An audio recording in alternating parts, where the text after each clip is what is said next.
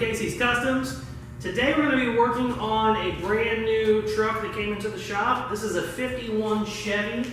I'm going to kind of go through what it's already had done to it and what I'm going to be doing to it.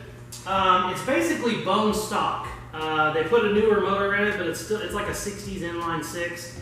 And they put I think a turbo 350 transmission. So it's got an auto and an inline 6. Custom paint stuff looks great. The wheels look great. They lowered it the best they could with stock suspension. So they took a couple leaves out of the leaf springs, which got it kind of low. I think it's about 8 or 9 inches off the ground at the floorboard, or at the running board. Obviously, he's drove it around for a couple years like this. The original stuff, you know, it's all 70 years old, so it's a real pain in the ass. It stops like shit. It drives like shit, you know, it's just not fun. So it's time to update. We kind of went through a bunch of different options, what he could do, what he wants. The big thing he loves out of these is when they're just hammered laying on the ground. So naturally airbags is going to be our best bet. It's going to improve his ride a lot better. We're going to go ahead and do all new steering, all new brakes, all new everything while we're under there. So we're going to be updating all of this. Luckily we don't have to do any body stuff. You know, the body's already really straight. It's actually a really rust-free truck, which is kind of crazy for here in the Midwest. But we're going to be ripping out all the suspension, going all the way to the frame, just cutting all the leaf springs out, cutting all the mounts off, cutting everything off. We're going to go with the Mustang 2 up front, and then I'm going to make a custom 4-link in the back. So it'll be on bags. We'll be able to hit a switch, lay it on the ground, hit a switch, pop it back up to at least where it's at. He might even be able to raise it a little bit higher depending on what bags we run. So he's going to get a little more height where it's driving currently, so you know all these bad potholes we have around here he doesn't have to run into. But when he hits the switch, he'll be able to lay it down. I think with the stock frame, I won't know until I get the bags in there, but I think with the stock frame, we can get it, you know, all the way to probably 1.5 inches to 2 inches off the ground, which is pretty great on these without having to do anything, you know, too drastic where we start cutting the frame up. I might be able to just C-notch it a little bit and get it to lay down.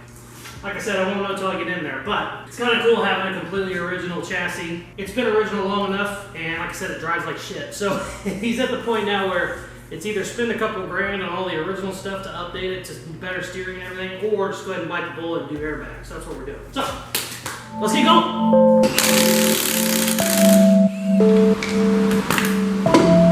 Look at those bone stock drum brakes. Like I was saying, everything's original.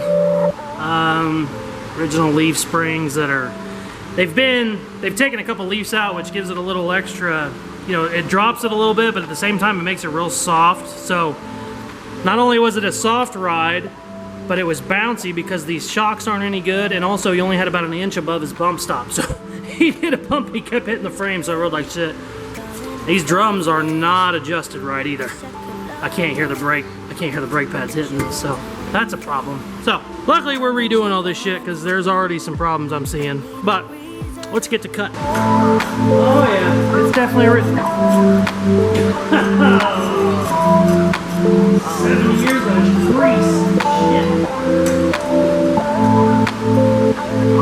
I just cleaned my floor in the shop too. That's the worst. That's about 5% of it. So we're gonna go ahead and turn the camera off for this nasty shit. There we go. Now we can see the frame. Look at all this shit. That's my hand. That's one side. I still gotta scrape the other side. 70-year-old grease and grime, so it's worth money. I'm gonna put it on eBay. But now I can start taking some measurements, figure out exactly what specs I want on my front end kit. I think I'm going with a Mustang 2, 6-bolt hub with 2-inch drop spindles. That should just get me on the absolute ground. But I'm going to take a couple more measurements just in case I need to change something up, but I think that'll be it. So, let's go.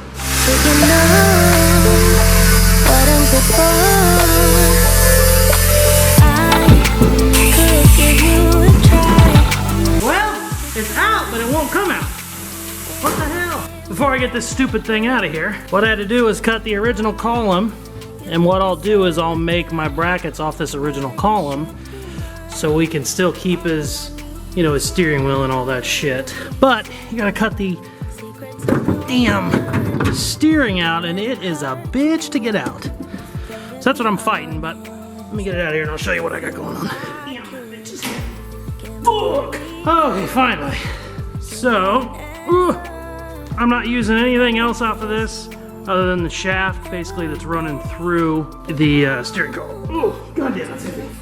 So something cool just happened. Apparently I lost all the footage of me stripping the front end off this truck, which is great. But I might have lost my intro too, so welcome to the channel. This is Casey from Casey's Customs. I already got the front end ripped out. I had that videoed, or I had that recorded, but apparently I lost the footage, so that sucks. But as you can see, I got a bare frame now, and I'm moving on to the rear. I'm gonna start getting it stripped. I got all the parts ordered probably a week ago, and with this Corona stuff, I don't know when I'm gonna get it. You know, I might get it tomorrow or I might get it in a month, who knows. But I'm gonna go ahead and get the frame all completely stripped, wire wheeled down, cleaned up. That way, whenever the stuff comes in, I can, you know, move on to installing it and getting it welded up.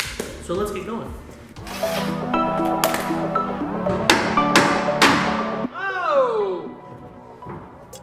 That's how it comes out, right?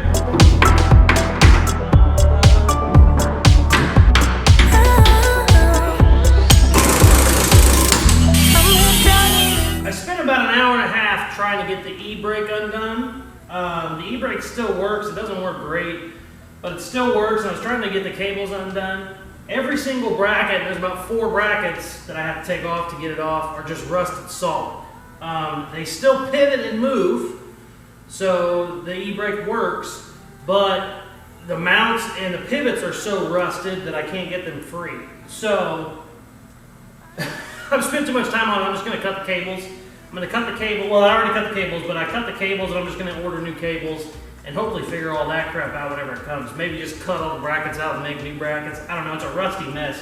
I can't believe it's still working, but somehow it's working. So, but I got to get the rear end out. There's no way I'm going to make all my 4-link mounts, you know, laying underneath the truck. So I got to get it out and get it up on jack stands. So had to cut them. I don't love doing that because I'm going to have to fix it, obviously, but like I said, I think I've spent an hour and a half on it, and I haven't got anything broken loose. it's just rusted shit. So rear end's coming out, baby.